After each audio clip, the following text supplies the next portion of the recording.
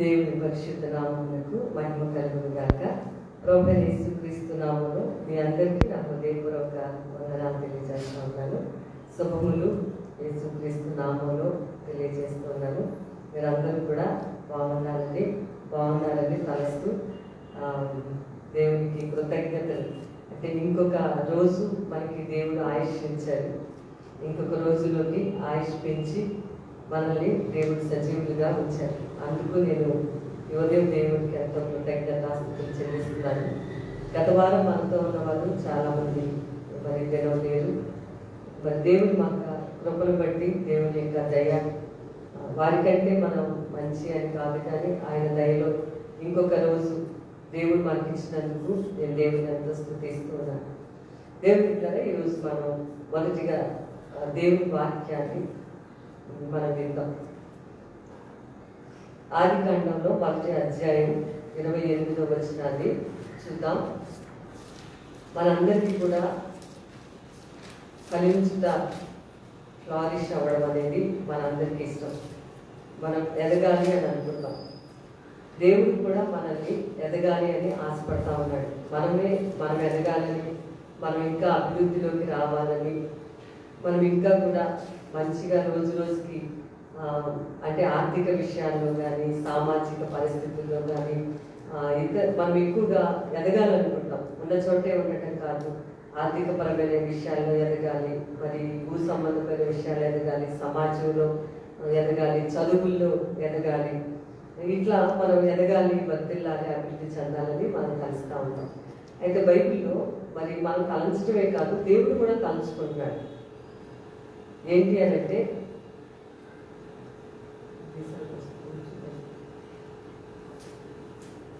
కొంచెం మనం ఎదగాలి అని చెప్పి దేవుడు మనల్ని కూడా చూస్తూ ఉన్నాడు. ఆదికాండం 1వ అధ్యాయం 28వ వచనంలో దేవుడు వారిని ఆశీర్వదించెను ఎట్లాగా, మీరు ఫలించి అభివృద్ధి పొంది విస్తరించి భూమిని నిండించి దానిని లోపరుచుకునడి, సముద్రపు చేపలను, ఆకాశ పక్షులను, భూమి మీద ప్రాకు ప్రతి జీవిని ఏరుడని దేవుడు వారితో చెప్పాడు. ఫలింపు అని అన్నప్పుడు మనం ముందుగానే అనుకున్నాం, మనందరికీ కూడా 1 సంవత్సరం తర్వాత 1 సంవత్సరం, లేకపోతే 1 రోజు తర్వాత 1 రోజు, అంటే మన పరిస్థితులు మారాలి, మనం అభివృద్ధి చెందాలి, అభివృద్ధిలోకి రావాలి, బాగా మరి వ్యాపారం అభివృద్ధి చెందాలి, లేకపోతే ఉద్యోగంలో అభివృద్ధిలోకి రావాలి. ఎప్పుడు చేసే ఆ ఉద్యోగమే కాకుండా ఇంకా కొంచెం పై స్థాయిలోకి వెళ్ళాలి. మరి చదువుల్లో అభివృద్ధి చెందాలి. ఈ చదివిందే కాకుండా ఇంకా బాగా చదువుకోవాలి కదండి. మరి కింద సంవత్సరం ఒక ఆయన 60 సంవత్సరాలు ఎక్కువ ఉన్న ఆయన MBBS ఎగ్జామ్ రాశారనమాట, ఎంట్రన్స్ ఎగ్జామ్. అంటే ఎంత కోరిక, ఎంత ఆశ ఉంటే ఆ పనిలోకి ఆయన వెళ్ళి ఉంటారు. ఇట్లా అభివృద్ధి చెందాలనే విషయం అందరూ కూడా మనం అంగీకరించాల్సిందే. అయితే దేవుడు కూడా మనల్ని అభివృద్ధి చెందాలని దేవుడు కూడా కోరుకుంటాడు. ఆ మాట ఇది ఇక్కడ ఉంది. దేవుడు వారిని ఆశీర్వదించాడు. ఎలాగ ఆశీర్వదించాడంటే, మీరు ఫలించండి, అభివృద్ధి చెందండి, భూమిని నిండించి దాన్ని లోపరుచుకోండి, ఆ జంతువుల మీద మీరు. కాబట్టి ఈరోజు ఫలించుట అనే మాట, వర్ధిల్లుట అనే మాట ఈరోజు మనం ధ్యానం చేసే విషయం. మహా అభివృద్ధిలోకి వచ్చుట ఏంటి అని మనం చూసినట్లయితే కనుక, యోహాను సువార్తలో 15వ అధ్యాయంలో ఒక మాట రాసి ఉంటుందండి. 15వ అధ్యాయంలో 7వ వచనంలో, నా యందు మీరును మీ యందు నా మాటలను నిలిచి ఉండిన ఎడల మీకేది ఇష్టమో అడుగుడి, అది మీకు అనుగ్రహింపబడును, మీరు బహుగా ఫలించుట వలన. చూడండి, ఫలించాలి అన్నాడు దేవుడు. యోహాను సువార్త 15వ అధ్యాయంలో బహుగా ఫలించుట వలన అని ఉంది. అంటే తండ్రి అప్పుడు మనం బాగా ఫలించినట్లయితే, బహుగా ఫలిస్తే దేవుడికి మహిమ కలుగుతుంది. అదేవిధంగా బహుగా ఫలించడం వలన మనము ఆయనకు శిష్యులుగా అనిపించబడతాము, సాక్షులుగా జీవిస్తామని ఇక్కడ 15వ అధ్యాయంలో రాసింది. ఇప్పుడు ఫలించుట అనే మాటలో మనం అనుకున్నట్టుగా చదువుల్లో, ఉద్యోగాల్లో, వ్యాపారాల్లో, మరి మానసికంగా, శరీరరీతిగా మనం ఆలోచిస్తాం. అయితే దేవుడు ఫలించుట అనేది ఎప్పుడు కూడా అది ఆత్మ సంబంధమైన ఫలింపే. ఆత్మ సంబంధంగా ఫలించుట. మనం ఫలింపు అనగానే ముందు ఇతర విషయాల్లోకి వెళ్ళిపోతాం. లేకపోతే బాగా అభివృద్ధిలోకి రావాలి, ఈ సంవత్సరం కంటే వచ్చే సంవత్సరం ఇంకా ఎక్కువ మార్కులు తెచ్చుకోవాలి, లేకపోతే ఈ ఉద్యోగం కంటే పెద్ద ఉద్యోగం రావాలి అంటే వర్ధిల్లటం, మహా అభివృద్ధిలోకి రావడం. ఇదన్నీ కూడా మనము ఆలోచిస్తున్నప్పుడు ఈ ప్రయారిటీ తీసుకుంటే ముందుగా మనం ఆత్మలో ఎదగటమే ఫలించుట, ఆత్మలో ఎదగటమే దేవునికి మహిమ రావడం. అంతేకాదు మన శిష్యులు అని అనిపించుకుంటాము, దేవునిలో ఎదుగుట అనేది ముఖ్యమైనటువంటి ప్రధానమైన ఫస్ట్ పాయింట్ అనే విషయాన్ని అది దృష్టిలో పెట్టుకొని మనం ఈరోజు దేవుని వాక్యాన్ని జాగ్రత్తగా ధ్యానం చేద్దాం. ఫలించుట అనే విషయంలో ఇది ఈ పాయింట్ని మనం గుర్తు చేసుకోవాలి. చాలా సంవత్సరాల క్రితమే, మరి కొన్ని వేల సంవత్సరాల క్రితమే యోబు ఈ విషయాన్ని చక్కగా రాశారండి. యోబు గ్రంథంలో ఆ మాట ఫలించు, ఎట్లా మహా అభివృద్ధిలోకి వస్తాము, ఎట్లా మహా అభివృద్ధిలోకి వస్తాం, మనం ఎలా బాగా ఫలిస్తాం, ఎలా బాగా అభివృద్ధిలోకి మనము రాగలము. అందరికీ కూడా ఎట్లా అంటే ఎట్లా కదండి, అది చాలా ఇంట్రెస్ట్గా ఉంటుంది. ఎట్లా మహా అభివృద్ధిలోకి వస్తాం, బాగా బాగా డెవలప్మెంట్ దేంట్లోకి వెళ్తే వస్తుంది మనకి, లేకపోతే బాగా అభివృద్ధి దేని వల్ల మనకి కలుగుతుంది అని, లేకపోతే ఏ పుస్తకాలు చదివితే బాగా ఎక్కువ మార్కులు వస్తాయి. నేను చదువుకునే రోజుల్లో విక్రమ్ గైడ్ ఉండేదండి, విక్రమ్ విజేత అని ఉండేవి. వాటిలో మేము విక్రమ్ అనే గైడ్ని వాడేవాడు. ఎందుకంటే అందరికీ ఆలోచన ఏంటంటే విక్రమ్ గైడ్ అనేది ఫాలో అయితే కనుక ఎక్కువ మార్కులు వస్తాయని. అవును, నాకు నిజంగానే ఆ విక్రమ్ అనే గైడ్ చదివినప్పుడే ఎక్కువ మార్కులు వస్తూ ఉంటాయి అన్నమాట. ఇప్పుడు మాకు సూత్రం చెప్పండి, బాగా ఎక్కువ డెవలప్ అవ్వాలి, మేము డెవలప్మెంట్ బాగా కనిపించాలి, మాకు కొంచెం కొంచెంగా కాదు, మేము ఎక్కువగా డెవలప్ అవుతూ ఉండాలి, మహా అభివృద్ధిలోకి రావాలనేది మానవుని యొక్క ఆశ, ఆకాంక్ష, దేవుని యొక్క ఆలోచన కూడా. దేవుడికి కూడా అదే ఇష్టం. అంతే తప్ప మనం ఎక్కడెక్కడో మూల నుండిపోయి అభివృద్ధి లేని వారముగా అట్లా ఉండటం దేవుని చిత్తము కాదు, దేవుని ఇష్టము కూడా కాదు. అయితే ఇది నేను చెప్పాను, మొదటిగా ఇది ఆత్మ సంబంధమైనది. ఒక మనిషి మహా అభివృద్ధిలోకి రావడానికి, లేకపోతే ఫలించడానికి, ఫ్లారిష్ అవ్వడానికి, ఎక్కువగా డెవలప్మెంట్ అంటే స్పిరిచువల్ విధానంలో కానీ, అంటే ఆత్మ సంబంధంగా కానీ, లేకపోతే సమాజంలో కానీ, చదువుల్లో కానీ, వ్యాపారంలో కానీ, ఉద్యోగంలో కానీ, ఏ విషయంలోనైనా సరే మహా అభివృద్ధిలోకి రావడం, ఒక ఇల్లు వర్ధిల్లడం, లేకపోతే ఒక మనిషి జీవితం అభివృద్ధిలోకి రావడం, మహా అభివృద్ధిలోకి రావడానికి బైబిల్లో యోబు గ్రంథంలో, అంటే యోబు గ్రంథం, యోబు అనే ఈయన దాదాపుగా అబ్రహాముకి చివరి దినాల్లో ఉన్నటువంటి ఆ సమకాలీనుడైనటువంటి వ్యక్తి. ఆ సంవత్సరాల్లోనే ఇంత చక్కటి మాట రాస్తుందండి. చూడండి 8వ అధ్యాయంలో ఈరోజు 4 పాయింట్స్ ఉన్నాయండి. మహా అభివృద్ధిలోకి రావడానికి, మహా అభివృద్ధిలోకి రావాలి, మేము రావాలి. ఎవ్వరూ కూడా మాకు ఏ అభివృద్ధి వద్దండి, మేము ఎట్లున్న వాళ్ళం ఇట్లాగే ఉంటాం, మన పిల్లల్ని పుట్టినప్పుడు ఎలా ఉన్నారు, మా పిల్లలు పుట్టినప్పుడు లాగే ఉంటే బాగుంటుందని ఏ తల్లిదండ్రులు కూడా కోరుకోరు. పుట్టినప్పుడు లాగే ఉండే పిల్లలు కొంతమంది ఉంటారు, వాళ్ళకి 20 సంవత్సరాలు వచ్చాయని చెప్తారు, కానీ అలా పెరగరు. ఎందుకనంటే అది ఒక వ్యాధి ఉందన్నమాట వాళ్ళకి, ఒక భయంకరమైన వ్యాధితో వాళ్ళు బాధపడటం చేత, ఏదో ఒక వ్యాధి ఉండటం చేత ఆ బిడ్డకి 20 సంవత్సరాలు వచ్చినా సరే ఆ చిన్న అబ్బాయిలాగే ఉంటాడు. మీరు చూసారో లేదు, నేను కొంతమంది పిల్లల్ని అలా చూశాను, చిన్నగానే ఉంటారు. అప్పుడు ఆ తల్లిదండ్రులు ఎంతో దుఃఖపడతారు. అదేంటి 20 సంవత్సరాలు మా అబ్బాయి, ఇంత 20 సంవత్సరాలకి బాగా ఎదగాలి కదా, ఇంత చిన్నగా ఉన్నాడేంటి, ఆ 20 సంవత్సరాల అబ్బాయి ఎత్తుకుంటా ఉంటారు. ఎందుకంటే అతను భయంకరమైన వ్యాధితో బాధపడ్డారు. అభివృద్ధి అనేది లేకపోతే ఎంత కష్టమో, అభివృద్ధి లేకపోతే ఎంత బాధో అది ఒకసారి అర్థం చేసుకోవాలి. అలా ఎవరు కూడా అనుకోరు, మేము ఏ అభివృద్ధిలోకి రాకపోయినా పర్వాలేదండి, మాకు ఏ చదువులు లేకపోయినా పర్వాలేదు, మాకు వ్యాపారం అభివృద్ధిలోకి రాకపోయినా పర్వాలేదు, మేము ఎట్లా ఉన్న వాళ్ళు అట్లాగే ఉంటాం అనేది ఎవరు అనుకోరు. ఎందుకంటే ఇదిగోండి, ఎలాగైతే దుఃఖపడతారో ఆ తల్లిదండ్రులు, ఒక మనిషి వ్యక్తి జీవితంలో వర్ధిల్లకపోతే, మహా అభివృద్ధిలోకి రాకపోతే వాళ్ళు కూడా చాలా దుఃఖపడిపోతూ ఉంటారు. ఇంకొక విషయం ఏంటంటే, ఎదగకుండా అంటే ఒక్కసారి ఎదగటం అనేది జరగదండి. చూడండి, ఒక మనిషి ఒక వారం రోజుల్లో 10 రోజుల్లో బాగా లావు అయిపోయి ఉన్నారనుకోండి, మనం చూడగానే వారం 10 రోజులకి బాగా లావు అయిపోయి మనం చూసినప్పుడు సన్నగా ఉన్న మనిషి బాగా లావుగా కనిపించాడు అనుకోండి, అర్థం ఏంటి? ఆ స్త్రీ కానీ ఆ పురుషుడు కానీ ఏదో వ్యాధితో వాడు బాధపడుతున్నాడు అనమాట. అందుకని చెప్పి వాడు వారం 10 రోజుల్లోనే ఒక చాలా పెద్దగా లావుగా అయిపోయాడు. ఎందుకంటే అది ఒక బలహీనత, అది ఒక వ్యాధి. మనం నెమ్మదిగా ఎదగొచ్చు. మన ఇంగ్లీష్ వాళ్ళు చక్కటి మాట తెలుసు కదండి, స్లో అండ్ స్టడీ మీన్స్ తరేస్తుంది. నెమ్మదిగా ఎదుగుతున్నందుకు భయపడవద్దు, ఊరికే నిలబడితేనే భయపడాలి. అసలు ఊరికే నిలబడితే అభివృద్ధి లేకపోతే భయపడాలి, కానీ నెమ్మదిగా ఎదిగితే భయపడాల్సిన అవసరం లేదు. ఈరోజు వాక్యంలో నుంచి మరి మాకు కూడా అభివృద్ధి కావాలండి, మేము కూడా ఎదగాలండి బాగా. మేము కూడా దేవుల్లో మరి ముందు నేను చెప్పాను కదా, ఫ్లారిష్ అంటే ఫస్ట్ స్పిరిచువల్ ఆత్మలో ఎదగటం, అంటే దైవ సంబంధమైన విషయాల్లో ఎదగటం, తర్వాత మిగిలిన విషయాల్లో కూడా మనం ఎదగటం అనేది ఖచ్చితంగా దేవుడు మనకి నిర్ణయించి పెట్టారండి.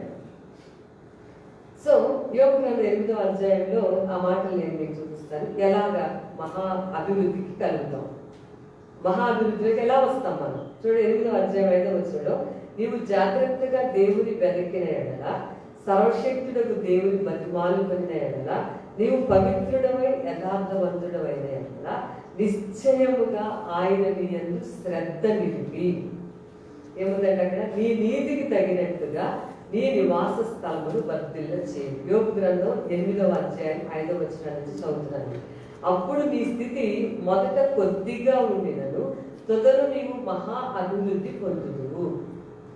మహా అభివృద్ధి మొదట్లో నీవు కొంచెముగానే ఉంటే నువ్వు చివరికి మహా అభివృద్ధిలోకి రావాలి. రోజు రోజుకి అభివృద్ధి పరచబడాలి. రక్షించబడినప్పుడు ఎలాగున్నామో ప్రార్థన రాదు, వాక్యం తెలియదు, ఏదో విని నమ్ముకుంటారు. అలాగే ఒక 20 సంవత్సరాల తర్వాత కూడా కొంతమంది ఉండిపోతారు. ప్రార్థన చేయాలని అన్నాం అనుకోండి, ప్రార్థన రాదంటారు. వాక్యం చదవమంటే వాక్యం రాదంటారు. వాక్యం చూడండి అంటే వాక్యం తీయటం కూడా తెలియదు బైబిల్లో. అంటే మహా అభివృద్ధి కాదండి అది. అసలు అభివృద్ధే లేదు. వాళ్ళు స్లోగా కూడా రావట్లేదు. ఇలా చాలా మంది ఉండిపోతూ ఉంటారు. నెమ్మదిగా కూడా అభివృద్ధి రాదు, నెమ్మదిగా కొంచెం కూడా రాదు. ఎట్లా ఉన్నారో వాళ్ళు అట్లాగే ఉంటారు. దాని మహాభివృద్ధి అనమాట బైబిల్లో. అందుకని నీ స్థితి కొంచెముగా ప్రారంభమైన మహా అభివృద్ధిలోకి నీవు రావాలి. ఇంకా నీ నివాస స్థలాలు, నీ ఇల్లు, నువ్వు, నీ ఇంటి వారు మహా అభివృద్ధిలోకి రావాలి. నీ ఇంటి వారు, నీ పిల్లలు మహా అభివృద్ధిలోకి రావాలి. మీరు మహా అభివృద్ధిలోకి రావాలి.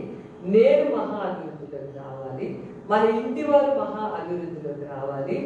మన స్థితి మొదట కొంచెమే ఉంది, అయినప్పటికీ మనం ఇంకా ఈ రోజు రోజుకి పెరుగుతూ ఉండాలి. అది ఎలా జరుగుతుంది? అది బైబిల్లో నుంచి 4 పాయింట్స్ పరిశుద్ధాత్మ దేవుడు మన కొరకు రాయించాడు. ఆశ ఉంటే సరిపోదండి. సోమరికి ఆకలి బాగా తినాలని ఆశ ఉంటుంది, కానీ అది నోట్లో ముద్ద పెట్టుకోవడానికి బద్ధకం అయితే ఎవరు పెట్టరండి. కాబట్టి అలాంటి వారిలాగా మనం ఉండకూడదు. బాగా తినాలి అనే ఆశ అయితే ఉండొచ్చు, కానీ తినాలంటే అన్నం కలుపుకోవాలి, నోట్లో పెట్టాలి. ఆ పని కూడా చేయకపోతే ఇక ఆ సోమరిపోతే ఇంక ఎన్నటికి పైకి రాలేదు. సో మనం కూడా దేవుడు కొన్ని, మీరు బహుగా ఫలించాలన్నారు, మీరు ఫలించండి అని చెప్తున్నాడు దేవుడు. మీరు మహా అభివృద్ధిలోకి రండి, మామూలు అభివృద్ధి కాదు. మీరు మొదట్లో కొంచెం వారే, అంటే ఒక ఆవగింజ అనుకోండి, చిన్న ఆవగింజ కంటికి కూడా కనిపిస్తుంది.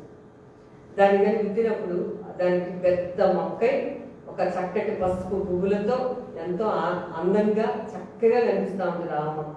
దాని మీద చక్కటి పక్షులు కూడా ఒక నివాసాన్ని పెట్టుకుంటా ఉంటాయి అన్నమాట. అంటే ఎంత అభివృద్ధిలోకి వచ్చింది. మొదట కొంచెమే ఉంది అది, కానీ రోజులు గడుస్తున్న కొద్ది దానికి నీళ్లు పోయడం, ఎరువు వేయడం, ఇలా అన్ని రోజు రోజుకి చక్కగా బాగా ఎదిగింది, పువ్వులు పూసింది. దాని మీద ఆకాశ పక్షులు వచ్చి చక్కగా నివాసాలు ఏర్పాటు చేసుకొని మళ్ళీ ఎంతో గొప్ప పంటలు ఇస్తా ఉంటారు కదా అండి. అంటే అభివృద్ధి చూసారు ఎలా ఉందో. మొదట కొద్దిగానే ఉంది అది, కానీ తొలుకు మహాభివృద్ధిలోకి వచ్చింది. మానవుడు కూడా అలా రావాలనేది దేవుని చిత్తం. ఎన్నిసార్లు నేను ఏమి అభివృద్ధి చెందలేకపోతున్నానని బాధపడుతున్నాను, ఎన్నిసార్లు మా ఇంట్లో వాళ్ళకి అభివృద్ధి లేదని బాధపడిపోతూ ఉంటాం. నేను నా ఆర్థిక పరిస్థితులు ఏమి అభివృద్ధి లేదని ఎన్నోసార్లు బాధపడుతున్నాను. లేకపోతే నా చదువులో జ్ఞానం లేదు, ఎప్పుడు ఇలాగే ఉన్నానని బాధపడేవాళ్ళు చాలా మంది ఉన్నారు. నా వ్యాపారంలో అభివృద్ధే చూడట్లేదు, నా వ్యాపారంలో అభివృద్ధే కనిపించట్లేదు అని చాలా మంది బాధపడుతుంటారు. అయితే బైబిల్లో చక్కటి సూత్రాలు రాస్తున్నాయి. 4 పాయింట్స్లో దేవుని చిత్తమైతే ఈరోజు 2 పాయింట్స్ మనం నేర్చుకుంటాం. వాటిలో ఫస్ట్ 5వ వచనంలో మొదటి లైన్ అండి, నీవు జాగ్రత్తగా దేవుణ్ణి వెతకటం. ఫస్ట్ పాయింట్ అంటే మహా అభివృద్ధిలోకి రావాలి, బాగా ఫలించాలి, ఎక్కువగా కొంచెమే నువ్వు స్థితి అయినా తర్వాత నీ స్థితి మారాలి, రోజు రోజుకి మార్పు రావాలి. ఒకసారి ఆలోచనగా కాదు, అలా గ్రోత్ అవ్వాలంటే 4 పాయింట్స్ ఉన్నాయి. ఒకటి, జాగ్రత్తగా దేవుణ్ణి వెతకటం.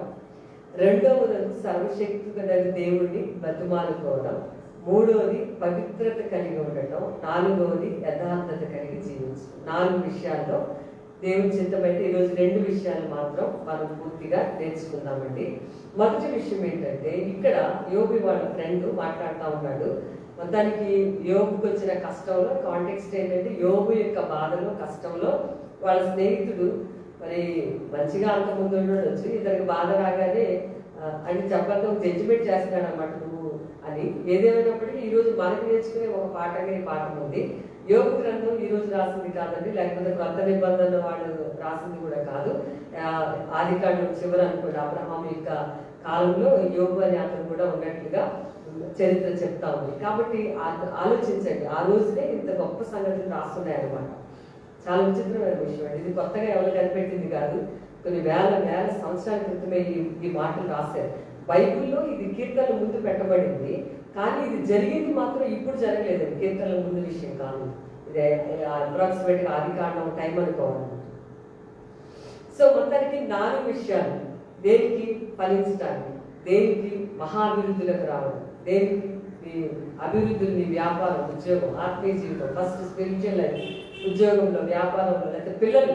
కొంతమందికి పిల్లలు ఉండదు, అభివృద్ధి పిల్లల్ని కంటేనే కదండి అభివృద్ధి అనేది. అలాగే దేవుడు నమ్ముకున్న వాళ్ళు కూడా ఇతరికి స్వార్థ చెప్పినప్పుడే కదా ఇంకొకరు రక్షించితేనే అది అభివృద్ధిలోకి రావడం అవుతుంది. సో ఇలా సాంఘిక పరంగా, సమాజ పరంగా, మానసిక పరంగా, దేవుని పరంగా అన్ని విషయాల్లో కూడా నువ్వు ఒక ఉన్నతమైన స్థితిలోకి రావాలి. నీ స్థితి కొంచెంగానే ఉన్నప్పటికీ తొదకు నువ్వు మహాభివృద్ధిలోకి రావాలంటే దేవుడు 4 కండిషన్స్ మనకి ఈరోజు చెప్తా ఉన్నారు. అవేం పెద్ద భారాలేం కాదండి అవి. ఫస్ట్ ఏంటంటే, నీవు జాగ్రత్తగా దేవుని వెతకాలి. దేవుడిని ఎలా వెతకాలి అని అంటే జాగ్రత్తగా వెతకాలి, అజాగ్రత్తగా కాదు.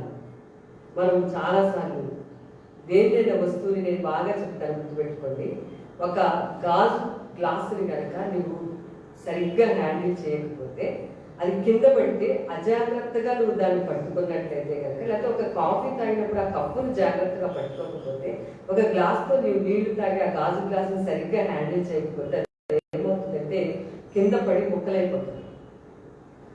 చూడండి, నాకు చాలా మంది అనుకుంటారు నా హృదయం విరిగిపోయిందండి, నా మనసుకి విరిగిపోయింది అంటారు. అలాంటిది అనుకోండి. ఫస్ట్ పాయింట్, నువ్వు జాగ్రత్తగా వెతకాలి దేవుడు. ఇప్పుడు ఆ విషయాల్లో సరైన హ్యాండ్లింగ్ సరిగ్గా చేయాలి. ఎవరు దేవుణ్ణి జాగ్రత్తగా వెతకాలి అని దేవుని వాక్యంలో రాస్తుంది. ఫస్ట్ పాయింట్ చాలా గుర్తుపెట్టుకోండి, నీకు ఎప్పుడు తాపత్రయమే కానీ పాటించడం ఉండదండి. చాలా మందిలో బాగా ఒక్కసారి గొప్పగా అయిపోవాలని తాపత్రయం పడిపోతుంటారు, కానీ దానికి దేవుడిచ్చిన అదేంటి, ఆ విషయాలు ఏమన్నాయో కూడా తెలుసుకొని పాటించగలగాలి. ఆ శక్తి కూడా నీకు ఆసక్తి దేవుడే ఇస్తాడు. 65 యెషయా గ్రంథంలో 65లో అసలు దేవుడు అంటున్నాడు వెదకుట, దేవుడిని జాగ్రత్తగా వెదకుట. First point. యెషయా గ్రంథం 65లో, నా యొద్దకు విచారణ చేయని వారిని నా దర్శనానికి రానిచ్చింది, నన్ను వెదకని వారికి నేను దొరికింది. నన్ను వాళ్ళు వెదకలేదు, కానీ నేను వాళ్ళకి దొరికాను. నేనున్నాను, ఇదిగో నేనున్నాను అని నా పేరు పెట్టబడని జనముతో చెప్తున్నాను. 65 కీర్తన. ఫస్ట్ పాయింట్ చెప్పాలి కదండి, దేవుడిని మనం జాగ్రత్తగా వెతకాలి. అజాగ్రత్త కాదు, అశ్రద్ధ కాదు, నిర్లక్ష్యం కాదు, సోమరితనంతో కాదు, చాలా కేర్ఫుల్గా దేవుడిని మనం వెతకాలి. First point. అసలు దేవుడు అంటున్నాడు, నన్ను ఎరగని వారిని నా దర్శనానికి రానిచ్చాను. నన్ను వెతకలేదు అసలు మీరు, నేనే మిమ్మల్ని వెతికి తిని నేనున్నాను అని నేనే మీకు చెప్పాను అని చెప్పి యెషయా గ్రంథంలో భక్తుడు చక్కటి మాటలు మాట్లాడతాం. అంటే దేవుడే మొదటిగా తనను తాను మనకి బయలుపరుచుకున్నాడు. నా పేరు పెట్టబడని జనముతో దేవుడు చెప్పాడట, నేనున్నాను అని ఆయన అంటున్నాడు. నేను ఉన్నవాడను అని పాత నిబంధనలో రాసింది కదండి. మోషేతో చెప్పినప్పుడు నేను ఉన్నవాడను అనువాడను అన్నాడు. ఇక్కడ మనం చూస్తే యెషయా గ్రంథంలో కూడా నేనున్నాను అని తెలియని ప్రజలకి చెప్తూ ఉన్నాడని చెప్పి దేవుడు మాట్లాడుతూ ఉన్నాడు. అసలు దేవుడే నేను ఉన్నవాడను అని చెప్తున్నాడు. అంటే ఈరోజు మనం దేవుడిని జాగ్రత్తగా వెతికే విషయంలో దేవుడు కూడా ఎంత ప్రేమతో నేనున్నాను అని చెప్పి చెప్తా ఉన్నాడు. అందుకే ప్రకటనలో ఒక మాట ఉందండి, ఇదిగో తలుపు దగ్గర నిల్చుండి తట్టుచున్నాను, ఎవరైనా వచ్చి తలుపు తీస్తే నేను అతనితో కలిసి భోజనం అంటే సహవాసంలో మేము ఉంటాము అని చెప్పి ఆ ప్రకటన గ్రంథంలో ఉన్న వాక్యం జ్ఞాపకం. ఒకవేళ ఇంకా ఎవరైనా మారు మనసు పొందకపోతే తప్పనిసరిగా మీరు మారు మనసు పొందండి, దేవుడికి గొప్ప కాలు ఇస్తామని.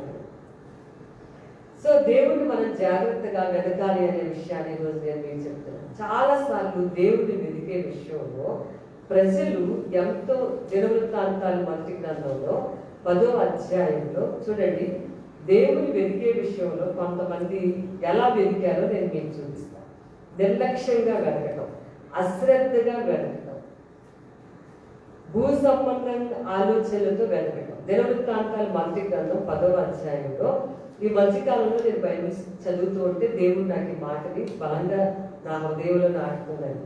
10వ అధ్యాయం మొదటి దినవృత్తాంతాలు 13లో ఈ ప్రకారము యెహోవా ఆజ్ఞ కనుక ఆయన దృష్టి ఎదుట ద్రోహము చేసినందుకును, యెహోవా యొద్ద విచారణ చేయక కన్నపిశాచముల యొద్ద విచారణ చేయు దానిని వెతికినందుకు సౌలు హతమై దావీదుకి రాజ్యం ఇచ్చాడు. అంటే ఇక్కడ విషయం ఏంటంటే సరిగ్గా వెతకాలి దేవుడిని వెతకకుండా ఇక్కడ సౌలు అనే ఆయన దేన్ని వెతికాడు, ఎవరిని వెతికాడు అని అంటే ఈ కర్ణ పిశాచములు గలవారిని, అంతేకాదు మనతో చిల్లగితనం చేసేవాళ్ళని ఈయన వెతికాడు. మొదట్లోనేమో మరి వాళ్ళని వెతకలేదు. ఏమంటే మనకలాగా బలహీనతలు కలిగిన మనుషుల్ని నమ్మితే, మనకలాగా భయంకరంగా ఉండే మనుషులు నమ్మితే ఉపయోగం ఏముంటుంది, వాళ్ళు వెతికితే ఉపయోగం ఏముంటుంది. సౌలు ప్రారంభ దినాలలో దేవుని యొక్క విచారణ చేసేవాడు. అయితే తర్వాత సంవత్సరాల్లో ఈ సౌలు అనేటువంటి ఇశ్రాయేలు దేశపు మొదటి రాజు కర్ణ పిశాచములు గలవ అంటే ఏంటి మాటలకు నేను చూస్తే చచ్చిన వారితో జరగబోయే విషయాల గురించి చనిపోయిన వారితో మాట్లాడే ఒక విద్య అన్నమాట. ఎవరి మీద ఎవరిని వెతుకుతున్నాడంటే సౌలు దేవుణ్ణి వెతకండి అని చెప్తూ ఉంటే, దేవుడు నేనున్నాను నన్ను వెతకండి అని ఆయన చెప్తూ ఉంటే, సౌలు అనే అతన్ని ఎవరిని వెతుకుతున్నాడంటే మీడియంస్ ని వెతుకుతున్నాడు, మధ్యవర్తులు వెతుకుతున్నాడు అన్నమాట. దేవుడి దగ్గరికి వెళ్ళి వెతకట్లేదు. ఇక్కడ ఇంకా ఎవరిని వెతుకుతున్నాడంటే నీ చెప్పాను కదా, కర్ణకి అంటే చనిపోయిన వారి దగ్గర నుంచి జరగబోయే విషయాలు తెలుసుకోవడం ఎందుకు ఒక స్త్రీని కర్ణ పిశాచంలో చిల్లగితనం చేసే వారిని వెతుకుతున్నారు. ఇప్పటికీ కూడా దేవుడిని నమ్ముకున్న వారికి కూడా ఇట్లాంటి విషయాలు, మృతమైనటువంటి విషయాలు వాళ్ళ జీవితాల్లో చేసుకుంటానే ఉంటారు. కొన్ని వారాలు పాటిస్తూ ఉంటారు, లేకపోతే ముహూర్తాలు పాటిస్తూ ఉంటారు, వాళ్ళ దగ్గరికి వీళ్ళ దగ్గరికి వెళ్ళి చెప్పించుకుంటూ ఉంటారు కదండి, సోది చెప్పడం. ఇవన్నీ కూడా ఇదిగోండి సౌలు ప్రారంభంలో మర్చిపోయాడు. కానీ దేవుడిని వెతకాలి అని చెప్తే ఇక్కడ ఎవరిని వెతుకుతున్నాడంటే ఇలా చెప్పేటువంటి స్త్రీని వెతికినందుకు గాను దేవుడు అతనికి సౌలు యుద్ధంలో చనిపోయాడని ఆ రాజ్యాన్ని దేవుడు ఇశ్రాయేలు దేశపు 2వ రాజుగా దావీదుకి ఇచ్చాడు. అంటే ఎంత భయంకరమనంటే దేవుడి దగ్గరికి రాకుండా, దేవుడిని వెతకకుండా ఇక మరి ఒక కన్న పిశాచాలు చెల్లంగితనం చేసే వాళ్ళని, ఇలా భూ సంబంధమైనటువంటి విషయాలు జరిపించే వాళ్ళ దగ్గరికి వెళ్ళండి. అయితే మా గురించి ప్రవచనం చెప్పండి, మీరు మా గురించి ప్రవచనం చెప్పండి అనుకొని దేవుడిని నమ్మిన వాళ్ళు కూడా ఇంకొకరి దగ్గరికి వెళ్ళి కూర్చోవడం. నీతో పాటు నీకు దేవుడు కూడా నీతో కూడా ఉండాలి. ఎవరో ఒకరి సొత్తేం కాదు, నీవు కూడా ప్రార్థన చేస్తే ఆ విషయాన్ని దేవుడు నీకు కూడా బయటపరచడం. నీవు ఇంకొకరి దగ్గరికి పరిగెత్తుకుని ప్రవచనం చెప్పించుకొని అలాంటి పనులు ఇప్పుడు ఈ తరంలో మనం చేయవలసిన అవసరం లేదంట. సౌలు దేవుని వెతకకుండా ఆ చిల్లగితనం చేసేవాళ్ళు వెతికాడు, కన్న పిశాచాలు చేసేవాళ్ళని వెతకటం వలన దేవుడు బిడ్డారా అతని యుద్ధంలో అతను చనిపోయాడు. దేవుని వెతకపోవటం చేత టోటల్గా యుద్ధంలో చనిపోయాడు. దేవుని యొక్క విచారణ చేసిన దావీదుకి రాజ్యాన్ని దేవుడు అప్పగించాడు. ఏమవుతుందండి దేవుని వెతకకపోతే? ఏదో ఒకటి ప్రార్థన చేసుకుంటాం వచ్చేస్తాం కదండి అని అంటే, అలా ఇతను చేసిన పనికి యుద్ధంలో చనిపోవడం, లైఫ్ అర్ధంతరంగా ఫెయిల్ అయిపోయింది సౌలు తెచ్చింది. ఇంకా బైబిల్లో మనం చూస్తే యెషయా గ్రంథంలో ఏముందంటే, సజీవుడైన వారిని మృతుల దగ్గరికి వెళ్ళి ఎందుకు వెతుకుతున్నారు? మనం ఏం చేస్తామంటే సజీవుడైన వాటిని మృతుల దగ్గరికి, మృతమైన వాటి దగ్గరికి వెళ్ళి అడుగుతా ఉంటాం. అలాంటి పనులు చేయకూడదు. మరియ మగ్దలేని మరియ వెతుకుతా ఉందండి. యేసు ప్రభు సిలువ వేయబడిన తర్వాత 3వ రోజు తిరిగి లేస్తానని చెప్పారు ఆయన. ఈమె కొంతమంది విందుని తయారు చేసుకుంది, కొంతమంది ఉన్నారు ఈవిడితో పాటు కూడా కలిసి. ఈమెకి ఎంతో కృతజ్ఞత యేసు ప్రభు అంటే, ప్రభు పరిచయం చేసేటప్పుడు ఆయనతో పాటు తిరిగింది, ఆయనతో పాటు సేవ కూడా చేసింది. అయితే ఆయన 3వ దినాన్ని తిరిగి లేస్తారని చాలాసార్లు చెప్తూనే వచ్చారు కదా. అయితే ఆయన సిలువ వేయబడిన తర్వాత 3వ దినాన్ని ఆమె వెతుకుతా ఉంది. ఎక్కడ వెతికిందంటే సమాధిలో వెతుకుతుంది యేసు ప్రభు. ఆయన పెట్టిన సమాధిలో వెతుకుతా ఉంది. ఈరోజు మనం మృతమైనటువంటి ఆ సమాధుల్లో మనం వెతుకుతా ఉంటాం. మనం కూడా అంటే ఎందుకు ఉపయోగం ఉండదు. అక్కడ అప్పుడు దేవదూత కనిపించి, అమ్మ దేన్ని వెతుకుతున్నావు మనకు? ఆయన చెప్పినట్టుగానే 3వ దినాన్ని తిరిగి లేచారు. మనకి ఎంతసేపటికి చాలా మందికి సిలువ వేడి నాకు క్రీస్తే తప్ప పునరుద్ధారణమైనటువంటి యేసు ప్రభువుని జ్ఞాపకం చేస్తారు. అంటే పునరుద్ధారణమయ్యాడు, పునరుద్ధారణ శక్తి మనకు కూడా ఉంది. ఆ శక్తిని దేవుడు మనకు కూడా ఇచ్చాడు. ఆ మరణాన్ని జయించే శక్తిని దేవుడు మనకి పెట్టాడు అనే విషయాన్ని మనం కూడా మర్చిపోతాము. మగ్దలేని మరియ కూడా ఇలా వెతికి ఆమె వెతుకుతా ఉన్న, అమ్మా నువ్వు దేన్ని వెతుకుతున్నావు అని చెప్పి దేవదూత అక్కడ మాట్లాడాడని వాక్యంలో రాస్తుంది. కాబట్టి ఈరోజు మనం దేవుని వెతికే విషయంలో దేన్ని వెతుకుతాము? సోది చెప్పుకుంటా, చిల్లగీతాలను చేసేవాళ్ళు, లేకపోతే వారాలు చూడటం, లేకపోతే ముహూర్తాలు చూడటం, వీటిని భూ సంబంధమైన ఈ విషయాలు వెతికితే ఎలాంటి పరిస్థితులు, ఎలాంటి కాన్సిక్వెన్సెస్ ఉన్నాయో నేను ఇప్పుడు చూపించాను. అయితే మనం దేవుని జాగ్రత్తగా వెతకాలని ఈరోజు దేవుని వాక్యాన్ని బట్టి ప్రేమతో మీకు తెలియజేస్తాను. అంటే ఏంటండి అని అంటే కనుక, యేసు ప్రభు పండు మీద ప్రసంగంలో చక్కటి మాట మాట్లాడారు. ఆయన ఏమన్నారండి? మత్తయి సువార్త 6:30లో, మీరైతే నా రాజ్యాన్ని నీతిని మొదట వెతుకుడి, అప్పుడు అవన్నీ మీకు అనుగ్రహించబడును కదా యేసు ప్రభు చెప్పిన మాట. మత్తయి సువార్త మరి 6వ అధ్యాయం మనం ఇప్పుడు కూడా చదివే వచ్చినము అందరికీ తెలుసు. అక్కడ ఏం రాస్తుంది? 33లో, కాబట్టి మీరు ఆయన రాజ్యాన్ని నీతిని మొదట వెతకండి. వాళ్ళు దాన్ని వెతికారు, సమాధులు వెతుకుతున్నారు, భూ సంబంధమైన మనుషులు వెతుకుతున్నారు, అవన్నీ వెతుకుతున్నారు. అలా కాదండి, దానివల్ల అభివృద్ధి రాదు. అయితే ప్రభువుని వెతకాలి మొదటిగా. అంటే ఇక్కడ రాస్తుంది, దేవుని రాజ్యము నీతిని మొదట వెతకండి, అప్పుడు అవన్నీ మీకు అనుగ్రహించబడదు. దేని గురించి కూడా మీరు చింతపడకండి, రేపటి దినాన్ని గురించి మీరు చింతపడద్దు, ఏ నాటికీడు ఆ నాటికి చాలు అని రాస్తుంది. అంటే ఏంటి అంటే, దేవుని రాజ్యము నీతి అంటే, మీరు ఎప్పుడైనా సరే మత్తయి సువార్త 3వ అధ్యాయం చదివితే, యోహాను ప్రవక్త దేవుని రాజ్యము అనేది పరలోక రాజ్యము సమీపిస్తుంది కాబట్టి మారు మనసు పొందండి అని చెప్పారు. దేవుని నీతి అని అంటే బాప్తిస్మ, నీతి యావత్తు యేసు ప్రభు బాప్తిస్మ తీసుకున్నారు. అంటే పరిశుద్ధాత్మిక అభిషేకం, నీతి సమాధానము, పరిశుద్ధాత్మిక అభిషేకాన్ని మనం వెతకాలి. మారు మనసు పొందటాన్ని వెతకాలి. ఎక్కడెక్కడ తప్పిపోతున్నామో ఆ విషయాలను వెతుక్కోవాలి. దేవుడిని వెతికే దాంట్లో మొదటి పార్ట్ అండి. యోబు ఏమన్నాడంటే, నేను మౌనంగా ఉండేదను, నేను ఎక్కడ తప్పిపోతేనో అది మీరు నాకు చెప్పండి అన్నాడు. కొంతమంది చెప్తే కోపం వస్తుంది.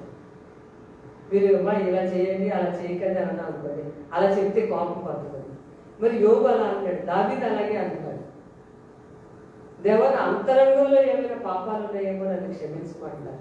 దేవుని రాజ్యము నీతిని వెతుకుతా అంటే, దేవుని రాజ్యము అనేది మారు మనసుకి గుర్తుగా, దేవుని యొక్క నీతి అనేది బాప్తిస్మానికి గుర్తుగా అనుకున్నట్లయితే కనుక, అంతేకాదు రోమీయులకు రాసిన పత్రికలో వాక్య ప్రకారం పరిశుద్ధాత్మిక నీతి, సమాధానం, పరిశుద్ధాత్మిక అభిషేకం. కాబట్టి మనం దానిని మొదటిగా వెతకాలి. అందుకే మొదట వెతుకుడి, మొదటిగా నీవు దైవ సంబంధమైన సంగతులు మారు మనసు పొందుటప్పుడు మన పిల్లల విషయాల్లో కానీ మారు మనసు పొందారా, దేవునికి వాళ్ళు ఇష్టంగా జీవిస్తా ఉన్నారా, లేకపోతే మనం మారు మనసు పొందాము, మారు మనసు తగినట్లుగా జీవిస్తున్నామా లేదా. ఈ ఆశ ఆరాటము మన పట్ల మన పిల్లల పట్ల మనకు ఉండాలండి. అది దేవుడు వెతకటాన్ని అర్థం. మీరు దాన్ని వెతకండి అంటున్నారు ప్రభు. అంతేకాని పరిశుద్ధాత్మ శక్తి ఉందా, దేవుని బలమైన అభిషేకం ఉందా, అది దేవుణ్ణి మొదటగా వెతికే ఉండే విషయాల్లో భాగం. దాని కాకుండా మనం ఎప్పుడు కూడా వేరే విషయాలను అడుగుతూ ఉంటాం మనము. అందుకనే దేవుని బిడ్డలారా, నువ్వు జాగ్రత్తగా వెతకాలి. దేవుడు అంటే మారు మనసు మీన్స్ ఏ విషయాలు తప్పిపోతున్నాం అవి ఒప్పుకొని విడిచిపెట్టాడు, రక్షించబడడం, బాప్తిసాన్ని తీసుకోవడం, లేకపోతే మారు మనసు దగ్గర ఫలాలను ఫలించడం, అలాగే అభిషేకం, దేవుని బలమైన ఆత్మ ఉందా లేదా, దీన్ని మనం చూసుకోవాలి. ఇవి జాగ్రత్తగా ఉన్నాయి, మనలో ఉన్నాయా లేదా, ఎక్కడైనా తప్పిపోతున్నామా, అయితే వాటిని ఒప్పుకొని విడిచిపెట్టే వారంగా మన జీవితం ఉండాలని వాక్యాన్ని బట్టి రుజువు విజ్ఞాపన చేస్తాం. దాన్ని విడిచిపెట్టేసి మనం ఏం చేస్తామంటే, మనం ఎప్పుడు కూడా చింత, అన్యజనులైతే అలా చింతిస్తారని బైబిల్లో రాస్తున్నారు. అల్ప విశ్వాసులు అలా చింతిస్తారు, అన్యజనులు కూడా అలా చింతపడతారని మత్తయి సువార్త 6వ అధ్యాయంలో రాస్తున్నది. ఏం చెప్తలేదు, బైబిల్లో రాసు. దేవుని పిల్లలు కూడా చింతపడుతున్నారు. ఈ రోజున దేవుని పిల్లలు కూడా టెన్షన్ అన్నమాట, చింత, దిగులు, బాగా చింత బాగా వేరే 2-3 మాటలు దీని గురించి చెప్తాను. చింత నీకు ఈ రోజున్న శక్తిని తీసేస్తుంది. నీకు చింత ఎప్పుడైతే నీ హృదయంలోకి వస్తుందో ఈ రోజు నీకున్నటువంటి శక్తిని తీసేస్తుంది, రేపటి శక్తిని తగ్గించేస్తుంది. ఈ రోజున శక్తి పోతుంది, ఓకే, రేపు అనే శక్తి, రేపటి రోజు చేయవలసిన ఆ కార్యాల విషయంలో కూడా నీకు శక్తి తగ్గిపోతుంది. అందుకే మీరు చింతపడవద్దు అన్నారు యేసు. మీరు చింతపడకూడదు, దేవుని పిల్లల మీద మనం చింతపడకూడదు. మరైతే ఏం చేయాలి అంటే, నెంబర్ 1 గుర్తుపెట్టుకోండి, చింతపడటం ఒక పాపము అనేది మీరు గుర్తుపెట్టుకోవాలి. చింతించుట, దేని గురించైనా అదే వరి అవ్వడం అనేది ఒక పాపం. రెండో విషయం, సొంత అవసరతల కొరకు దేవునిని నమ్మాలి. చింతని పోగొట్టాలంటే పనులు చేయాలి. సొంత విషయాలు, మన సొంత అవసరాలు ఎన్నో ఉంటాయి, వాటి విషయంలో దేవుణ్ణి నమ్మటం. అంతేకాదు తన పిల్లల మీద మా గురించి ఆయన ఎంతో శ్రద్ధ తీసుకుంటాడు దేవుడు అని మనం గుర్తుపెట్టుకోవాలి. మీరు ఎంతకాలం మీకు మీరు శ్రద్ధ తీసుకుంటేను మీరు ఇట్లా ఈ స్థితిలోకి మనం వచ్చామా కాదు, దేవుడి వల్లనే వచ్చాం కదా. సో దేవుడు తన పిల్లల విషయంలో తప్పకుండా శ్రద్ధ తీసుకుంటాడు. నిన్ను ముట్టిన వాడు నా కనుగుడ్డుని ముట్టిన వాడితో సమానం అన్నాడు దేవుడు. ఆయన కోపించుకునే వాత్సల్యంతో మనల్ని జ్ఞాపకం చేసుకునే దేవుడు. అమ్మో దేవుడు ఉగ్రత వచ్చేసింది, దేవుడు రోగం నా మీదకి వచ్చేసింది, దేవుడు పెట్టాడు, అలా అనుకుంటాం. అయితే దేవుడు తన పిల్లల విషయంలో ఎంత శ్రద్ధ వహిస్తాడని, మనల్ని చాలా యేసుక్రీస్తులో భద్రం చేయబడ్డామన్నాడు యోధ రాసిన పత్రికలో, యోధ అని గుర్తుపెట్టుకోవాలి. అందుకని మన జీవితంలో దేవునికి మొదటి స్థానము, దేవుని ఇష్టాన్ని చేయడమే మొదటి స్థానంగా మనం పెట్టుకోవడము, దేవుని వెతకుండా అని అంటాము. దేవునికి ఎంతో మహిమ కలుగుతుందా. ఈరోజు మనం ప్రస్తుతం ఉన్న పరిస్థితుల్లో ఎంతో చింతపడిపోతాం. దేవుడు నన్ను మొదట వెతకండి అని చెప్తా ఉన్నాడు ప్రభు. మొదటగా మీరు వెతికినట్లయితే కనుక తప్పనిసరిగా నేను మీకు కావలసినవన్నీ, అప్పుడు మీకు కావలసినవన్నీ ఇస్తాను. మీరు చింతపడద్దు. చింతపడటమే పాపం. చెప్పాను కదా, 5-6 పాయింట్లు చెప్తాను. అందుకే జీవితంలో దేవుని ఇష్టాన్ని నెరవేర్చడానికి, దేవుని యొక్క చిత్తాన్ని నెరవేర్చడానికి మనం ప్రాధాన్యత తీసుకుని దాన్ని మొదటి స్థానంలో ఉంచితే దేవుడు కూడా నిన్ను మొదటి స్థానంలో పెడతాడు. నీవు దేవుని ఆఖరి స్థానంలో పెడితే దేవుడు కూడా నిన్ను ఆఖరి స్థానంలో నీకు నువ్వే పెట్టబడతావు. దేవుని అందుకే జాగ్రత్తగా వెనకాలని రాస్తుంది. మహా అభివృద్ధి వచ్చేయాలని ఆశ ఉంటుంది. మహాభివృద్ధి రావాలంటే ఫస్ట్గా నువ్వు చేయవలసింది జాగ్రత్తగా దేవుని వెతుకుతా. దీంట్లో ఈ వెతికే విషయంలో చింత చేస్తూ ఉంటుంది.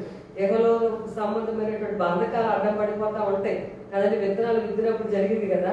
మరి ఇలాంటివన్నింటినీ కూడా నీవు ప్రక్కన పెట్టి నా దేవుడు నా విషయంలో అధికారం కలిగిన వాడని నీవు నమ్మాలి. ఒక మంచి మాట చెప్తాను మీకు. పేతురు మునిగిపోయాడు కదండి. ఆ పడవ మొత్తానికి వాళ్ళందరూ గోలగోలుగా ఉన్నారు. ఆ తుఫాన్ వచ్చింది. ఆ తుఫాన్లో పేదలు అన్నట్టు, ప్రభు నువ్వు నడిస్తే నేను కూడా నీతో పాటు నడుస్తానని నడవపోయాడు. అయితే మునిగిపోబోతున్నాడు గాలిని చూసి. అప్పుడు యేసు ప్రభు ఒక మాట అన్నారండి, నేనే, భయపడదు. ఏమన్నారు ఆయన? నేనే, మీరు భయపడదు. అలలకు కారణం నేనే. తుఫాను, ఏ తుఫాన్ అయితే వచ్చిందో తుఫానికి కారణం నేనే, తుఫాన్ని ఆపేవాడిని కూడా నేనే. అలలు పైకి రావడానికి కారణం నేనే, అలల్ని వెనక్కి పంపించేది కూడా నేనే. ద్వితీయోపదేశకాండంలో చక్కటి మాట రాస్తుందండి. బ్రతికించువాడను నేనే, స్వస్థపరచువాడను నేనే, మృతి నొందించువాడను నేనే. యోగ గ్రంథంలో ఏమి రాసింది? గాయపరచువాడను నేనే, గాయం కట్టువాడను కూడా నేనే. మరి ఎందుకు చింతపడుతున్నారు? నేనే, భయపడదు. అలలు లేచిన ఎలాంటి పరిస్థితులు మన చుట్టూ వింటున్నాం. మనం ఎన్నో భయంకరమైన సంగతులు జరుగుతూ ఉన్నాయి. భయంకరమైన వ్యాధి తాండవం చేస్తూ ఉంది. దేవుని పిల్లలైనటువంటి వారు కూడా, లేకపోతే ఎవరైనా సరే మీరు చింతపడద్దు అని నేను మీకు చెప్తున్నాను. దేవుడు సర్వాధికారం కలిగిన దేవుడు, బ్రతికించువాడు, మృతి నొందించువాడు ఆయనే. ఆయన తప్పించుకుని ఎక్కడికి పారిపోదు. అందుకే దేవుడిని జాగ్రత్తగా వెతికే పనిలో ఉండాలి తప్ప, అమ్మో నాకేమైపోతుందో ఏంటో, అమ్మో వాళ్ళ ఇంట్లో అయిపోయారు కదా నేనేమైపోతానో ఏంటో, వాళ్ళకి ఇలా జరిగింది నాకేం జరుగుతుందో అనే బాధ నీకు రావాల్సిన అవసరం లేదు. బ్రతికించేవాడు ఆయనే, గాయమైన గాయాలు కట్టేవాడు ఆయనే, బ్రతికించేవాడు, మృతి నందించేవాడును, స్వస్థపరచేవాడును నేనే అని చెప్పాడు. కాబట్టి ఆయన మించి ఎక్కడికి పారిపోవడానికి కూడా ఇంకా లేనప్పుడు, ఇంకా పారిపోయే అవకాశమే లేనప్పుడు భారాన్ని దేవుని మీద పెట్టి దేవుని వెతకాల్సిందే తప్ప మరి వేరొక మార్గం లేదు అనే విషయాన్ని, చింతపడటం అనేది గొప్ప పాపము అని నేను మీకు మరిసారి చెప్తాను. దేని గురించి కూడా మనం చింత పడదు. కాబట్టి ఈ విషయాలన్నింటినీ కూడా మనం గుర్తుపెట్టుకొని మనం ఏం చేయాలి అని అంటే, దేవుని జాగ్రత్తగా వెతకటం అంటే ఆయన మారు మనసు, రక్షణ, పరిశుద్ధాత్మ అభిషేకము, వీటిని మొదటిగా మనం ప్రాధాన్యత, వాక్యము, ప్రార్థన ఇవన్నీ కూడా మొదటి స్థానంలో, ఈ పరిశుద్ధాత్మ అభిషేకం అనే స్థానంలోకి రావాలి తప్ప చింతపడటం, చింతలో ఉండిపోవడం, డిప్రెషన్లోకి వెళ్ళిపోవడం, మానసికమైన కృంగుదలలోకి వెళ్ళిపోవడం. మార్టిన్ లూథర్ గారు ఒక రాత్రి చాలా దుఃఖంతో నిద్ర పట్టక అటు ఇటు మంచం మీద కదులుతూ ఉన్నారు. భార్య ఆ రాత్రి మిడ్ నైట్ ఏం చేశారంటే, ఆమె ఒక నల్లటి గౌను ఒకటి వేసుకొని మార్టిన్ లూథర్ గారి దగ్గర నిలబడ్డారు. ఆయనకి నిద్ర పట్టలేదు, ఎందుకంటే గొప్ప ఉజ్జీవకర్త, ప్రొటెస్టెంట్కి ఆయనే కదండి. ఆయన్ని అనేక సార్లు చంపాలని చూశారు. అయితే ఆయన అలా నలిగిపోతున్నప్పుడు ఆయన భార్య, ఆ రోజుల్లో ఎవరైనా చనిపోతే నల్లటి ఫ్రాక్స్ ధరించేవారట. నల్లటి గౌన్ ధరించుకొని వచ్చి నిలబడిందంటే మార్టిన్ లూథర్ గారు. సడన్ గా ఈ చూసి, ఏంటి నల్లటి గౌన్ ధరించేవి, ఇప్పుడు ఎవరైనా చనిపోయారా ఏంటి అని అంటే, అవును యేసుప్రభు చనిపోయాడు. యేసుప్రభు చనిపోవడం ఏంటి అని అంటే, మరి యేసుప్రభు లేడనుకునే కదా నువ్వు అంత బాధపడుతున్నావు. ఆ దేవుడు లేడనే కదా నీకు అంత బాధ వస్తుంది. నీకు ఈ రాత్రంతా నువ్వు నిద్రపోవాలా, నేను గమనిస్తానే ఉన్నాను. నువ్వు ఎప్పుడు నిద్రపోయే నీకు ఈ రాత్రి ఎందుకు అటు ఇటు మెలకువగా తిరుగుతున్నావు, మెలకువగా ఉన్నావు ఎందుకు అంటే, ఎవరో చనిపోయి ఉంటారు, యేసుప్రభు లేడనమాట. ఆయన లేదనే కదా నువ్వు బాధపడుతున్నావు. ఆయన ఉంటే నీకు ఎందుకు బాధ? ఆయన ఉన్నాడనే విషయం నీకు తెలిస్తే కనుక నువ్వు బాధపడవు. అందుకే చెప్పి నేను ఇది వేసుకున్నాను, యేసుప్రభు చనిపోయాడంటే. లేదు, యేసు సజీవుడు అని చెప్పి ఆయన చెప్పి ఆ తర్వాత గొప్ప ఈ ఉజ్జీవానికి, రిఫార్మేషన్కి కారణభూతుడయ్యారు మార్టిన్ లూథర్ గారు. దేవునికి మహిమ కలిగింది. ఈరోజు అంటే లేడు అని నాకు బాధపడుతున్నాను. లేడు అని అర్థం నేనే. ఆయన అంటున్నాడు, అలలు నా వల్లే, ఇంకొకట అది నేనే, ఫలానా నా వల్లే, నేనే. ఆయన అధికారము సముద్రం మీద, అలల మీద, వ్యాధుల మీద, రోగాల మీద, దేని మీద అయిన అధికారము, ఆధిపత్యం అన్ని ప్రభువే. అయితే మనము అలాంటి చింతల్లో ఉండిపోకుండా దేవుని జాగ్రత్తగా వెతకాలి. ఇంకొకటి, దేవుని జాగ్రత్తగా వెతకటం అనంటే వాక్యాన్ని వెతుకుతా. చూడండి, సామెతల్లో చక్కటి మాట రాస్తుంది.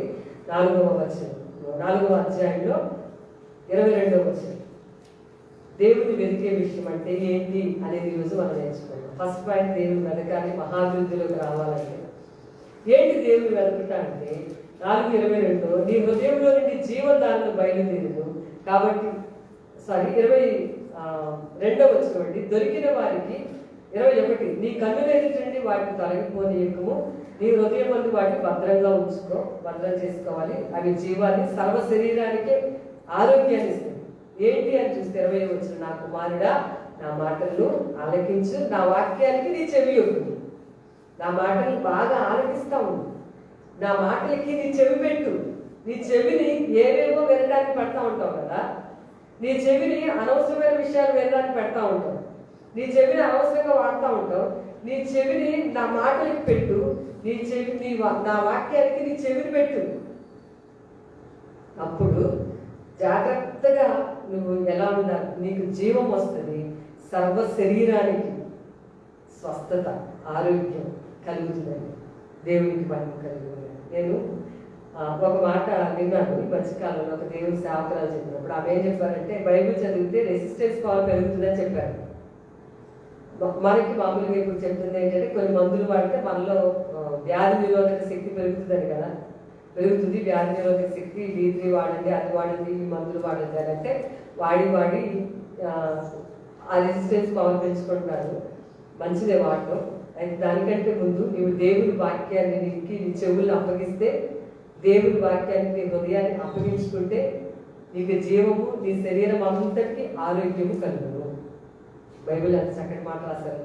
మీరు 4వ అధ్యాయం చదవడం తర్వాత సాగించారు, సర్వ శరీరానికి ఆరోగ్యం వచ్చిందని. నీ శరీరంలో ఏ బలహీనత ఉందో, నీ శరీరంలో ఏ అనారోగ్యం ఉందో, ఏ వైరస్ ఉందో, ఆయన మాటలు చెవులు పెడితే, ఆయన మాటలు నీ హృదయంలో పెట్టుకుంటే నీ శరీరం అంతటికీ కూడా ఆరోగ్యం వస్తుంది.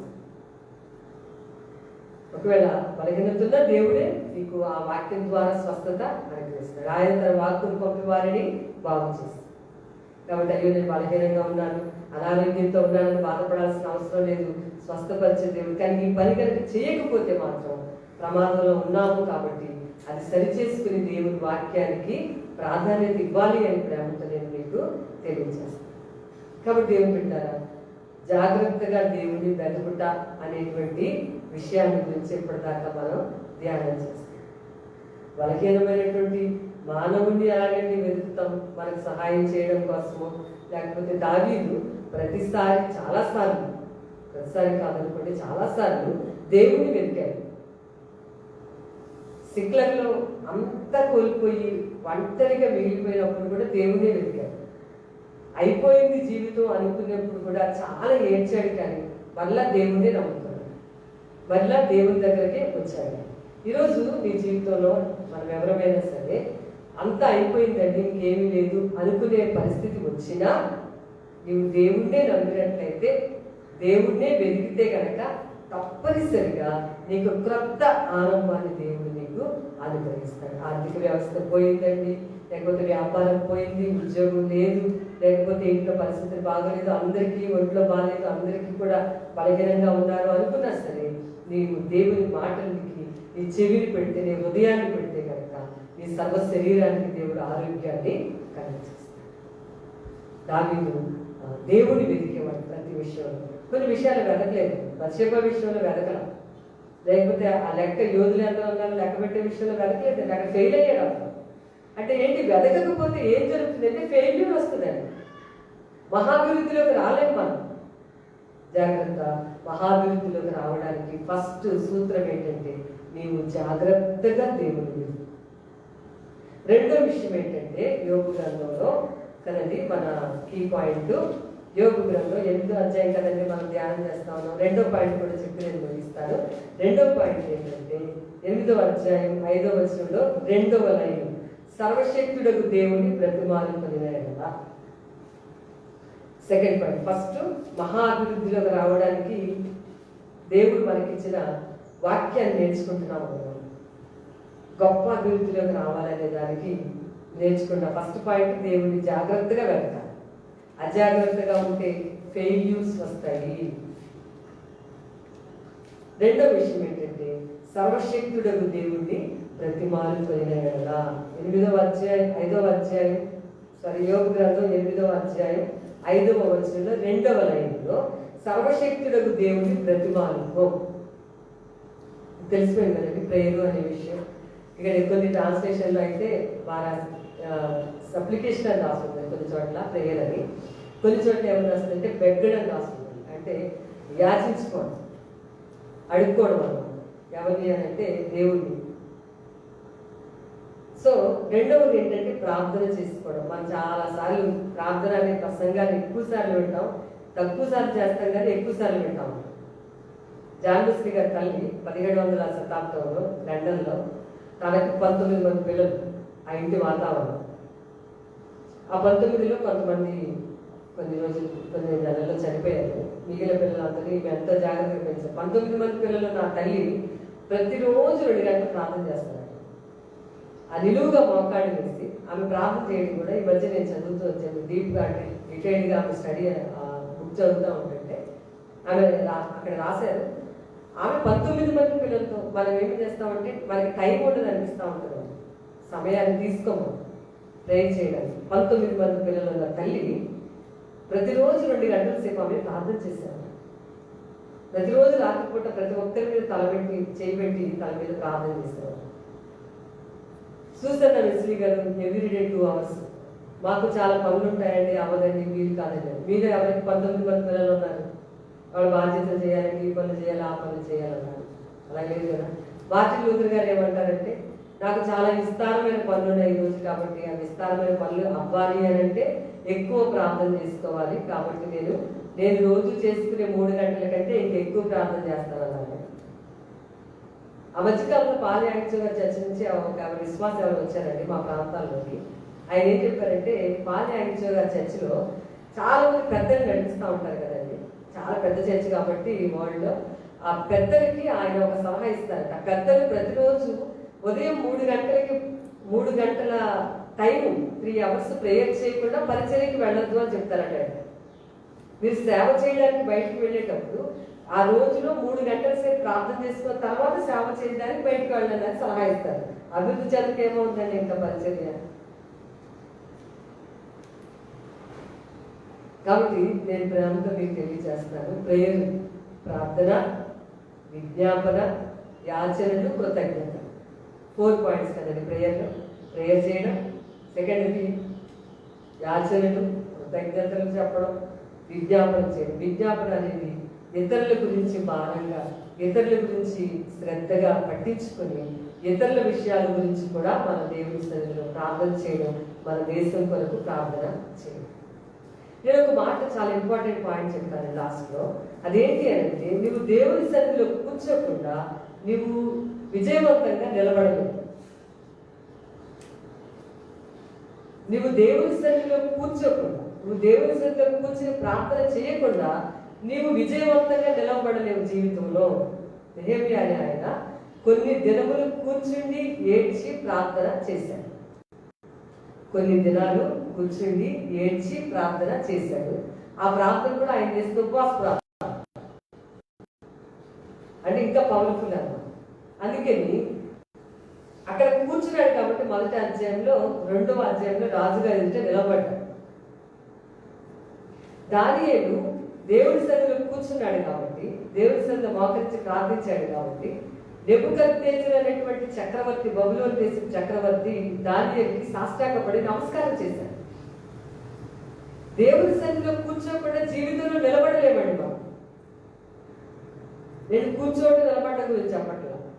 ఒక సక్సెస్ నువ్వు చూడాలి అంటే, ఒక విజయాన్ని చూడాలంటే ప్రేయర్ కీ పాయింట్, ప్రార్థనే మూలం. కాబట్టి అంచు దినాల్లో అపవిత్రమైన ముసలమ్మ ముచ్చట్లను విసర్జించి దేవభక్తి విషయంలో నీకు నువ్వే సాధన చేసుకోవాలి. నువ్వు దేవుని సన్నిధిలో ప్రార్థన అనే అంశం మీద కూర్చోనట్లయితే ఒక విజయవంతమైన వ్యక్తిగా నువ్వు ఎన్నడూ నిలబడనే లేవు.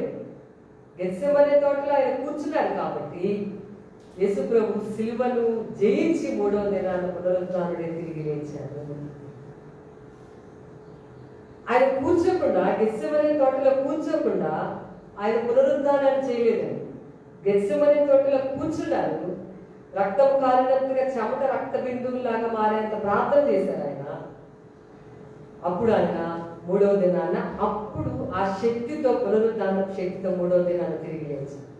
మనకి ఎలా ఉంటుందంటే ఆశ అయితే ఎక్కువే ఉంటుంది. మాకు అలా చేయాలి ఎలా చేయాలి, వాళ్ళకి అలా చేశారు, వీళ్ళకి కూడా ఎలా చేశారు, వాళ్ళకి అలా జరిగింది, నాకు జరగాలని అంటే నువ్వు కూడా ఈ సూత్రాలు పాటిస్తే బాగుంటుంది. దానికి ఏమి శాస్త్రంగా బట్టి నమస్కారం చేశాడు ఒక చక్రవర్తి, నెబుకద్నెజర్ అతను ఎందుకు చేశాడు? ఒక యూదుడికి ఒక చక్రవర్తి వచ్చి నమస్కారం చేయడం ఏంటంటే, ఎందుకంటే దాన్ని దేవుడి సైతం కూర్చుని ప్రార్థన చేస్తాడు, అలవాటు ఎక్కువ. అందుకే చక్రవర్తులు సైతం మోకరించారు. నేను మధ్యకాలంలో విన్నాను అనమాట. భక్త సింగ్ గారు చనిపోయినప్పుడు అక్కడ ఒక లోకల్ లీడర్, అంటే ఎవరో మంత్రులు జర్నీ ప్రయాణంలో ఉన్నారట కారులో.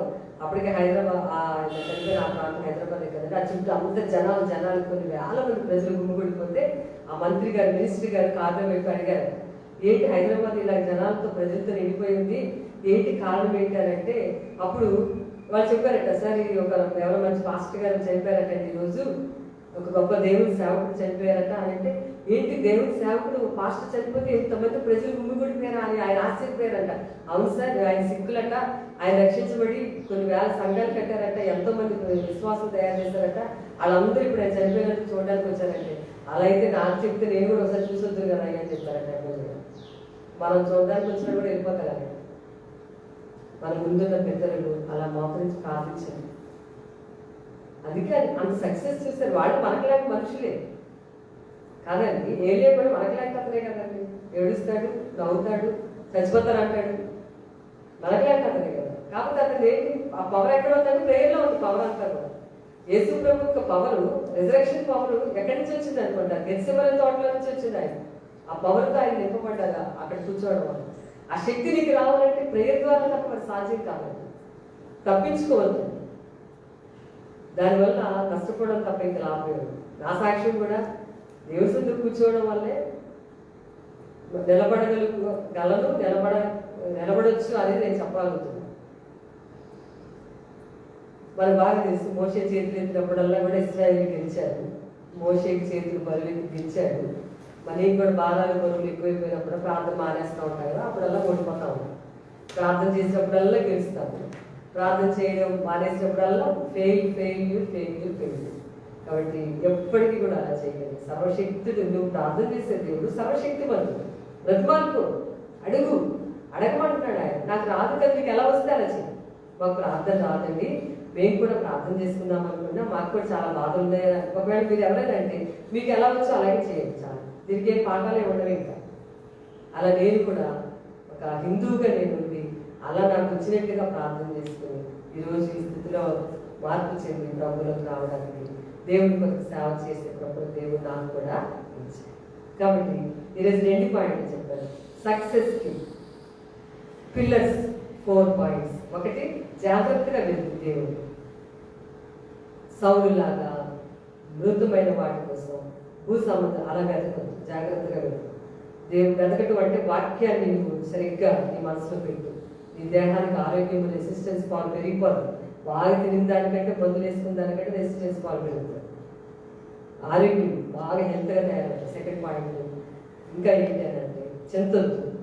నేనే అంటున్నాడు ఆయన, వైరస్ నేనే, భయపడాల్సిన అవసరం లేదు. నా అధీనం ఉంది, నాకు తెలుసు ఎక్కడ ఆపాలి, ఎక్కడ ఆపేసేయాలో నేను చేయగలను ఆపాలి అనేది ఆయన చెప్తున్నాను. కాబట్టి ఆయన ముందు మనం వెతుకుతాం. రెండవది, బ్రతిమాలుకుంటాం. ఇంకా విసుక్కోవద్దు. ఇంకా 8 రోజులండి ప్రార్థన విసుక్కోకుండా, విసుగుదల వచ్చింది కావాలండి ప్రేయర్లో. విసుక్కోకుండా ప్రార్థన చేస్తే దేవుడు గొప్ప కార్యాలు. కూర్చుంటే కాన్స్టెంట్, నువ్వు కూర్చోకపోయినట్టు నిలబడదు, జీవితంలో నిలబడదు. కాబట్టి మంచి ప్రార్థన పనులుగా తయారవుతాం. ప్రార్థన చేద్దాం ప్రతిరోజు.